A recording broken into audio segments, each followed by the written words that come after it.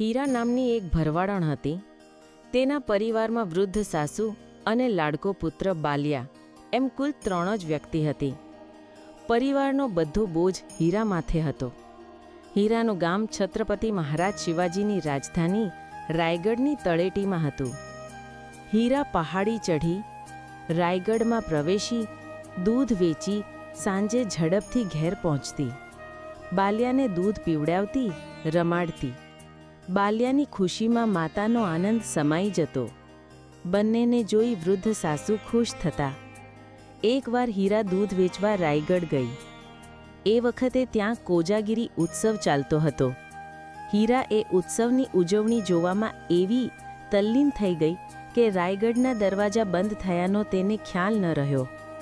મોટા તોતિંગ ખિલ્લાવાળા ભારે દરવાજા બંધ થવાનો અવાજ સાંભળીને હીરા દોડી, પણ ત્યાં તો દ્વારપાળોએ દરવાજા બંધ કરી દીધા.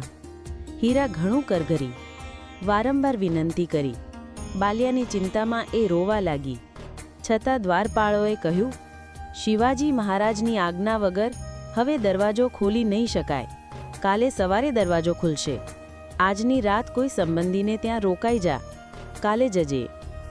હીરાનું શરીર કસાયેલું હતું. તેણે નિરાશા ખંખેરી નાખી. બાલ્યાનું રડતું મુખ તેને યાદ આવ્યું. દ્વારપાળ માતાની મમતાને નહીં સમજી શકે એવું તેને લાગ્યું. એ ચૂપચાપ કિલ્લાની દિવાલ તપાસથી આગળ વધી.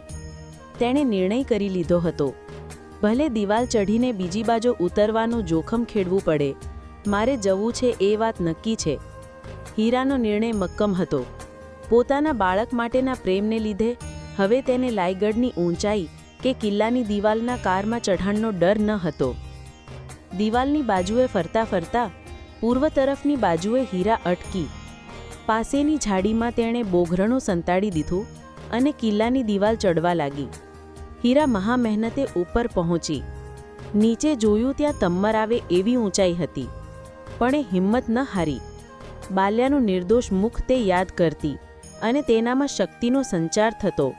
એ કિલ્લાના કાંગવા વટાવી બહારની બાજુએ ઉતરી. ધીરે ધીરે કિલ્લાની દિવાલ પૂરી થઈ અને પહાડનો ઢોળાવ શરૂ થયો. એકવાર તેનો પગ લથડ્યો અને બાલ્યા કહી એ લથડી પડી, પણ ઝાડીના સહારે અટકી ગઈ. હવે તો થોડી પહાડી જ બાકી હતી. બાલ્યા, હું આવું છું એમ બોલતી બોલતી હીરા સહી સલામત નીચે ઉતરી. તેના વસ્ત્ર ફાટ્યા, હાથપગ માથે ઉજરડા પડ્યા, છતાં સદભાગ્યે એ ઘરે પહોંચી ગઈ. બાલ્યાને ભેટી હીરા ચોધાર આંસુએ રડી. બાલ્યા પણ માતાને વળગી પડ્યો. બીજે દિવસે સવારમાં હીરાને બહારથી દૂધના બોગરણા સાથે કિલ્લાના પ્રવેશદ્વાર પાસે જોઈને દ્વારપાળો નવાઈ પામ્યા. તેમણે હીરાને રોકી અને પૂછ્યું, બહાર નીકળી કેવી રીતે? તેમણે તપાસ કરી. હીરા કોઈ ગુપ્ત માર્ગે બહાર ગઈ હશે એવી દ્વારપાળોને શંકા ગઈ. તેમણે હીરાને શિવાજી મહારાજ સમક્ષ રજૂ કરી. શિવાજી મહારાજે વિનયપૂર્વક હીરા પાસેથી બધી વિગત જાણી અને એ સ્થાન બતાવવા જણાવ્યું. હીરા બધાને લઈ પૂર્વતરસની દિવાલે આવીને ઊભી રહી. શિવાજી મહારાજના આદેશથી તે કિલ્લાના દિવાલ પર ચઢી ઉપર પહોંચી ગઈ. ત્યાંથી નીચે ઉતરવાની તેની હિંમત ચાલી નહીં. શિવાજી મહારાજે કહ્યું, કાલે તું ઉતરી હતી તો આજે કેમ નથી ઉતરી શકતી? હીરાએ કહ્યું, મહારાજ, કાલે તો મારા પુત્રને મળવાની ઝંખનામાં હું ઉતરી હતી. આજે હવે હું એ શક્તિ ક્યાંથી લાવું? મહારાજ અત્યંત ખુશ થયા. તેમણે કહ્યું, હીરા, તારામાં માની મમતા છે અને સાથે એક વીરાંગનાનું શૌર્ય છે. તું બહાદુર સ્ત્રી છો. હું તારું સન્માન કરતા આનંદ અનુભવું છું. બીજે દિવસે દરબારમાં હીરાનું યોગ્ય સન્માન કરવામાં આવ્યું અને હીરાની યાદમાં જે જગ્યાએથી હીરાએ કિલ્લાની દિવાલ ઓળંગી હતી ત્યાં દિવાલને ઊંચી લઈ બુર્જ બનાવવામાં આવ્યું અને તેનું નામ હીરા બુર્જ રાખવામાં આવ્યું. હીરાની મમતાની, બહાદુરીની અને હિંમતની યાદ આવતો હીરા બુર્જ આજે પણ રાયગઢમાં મોજૂદ છે.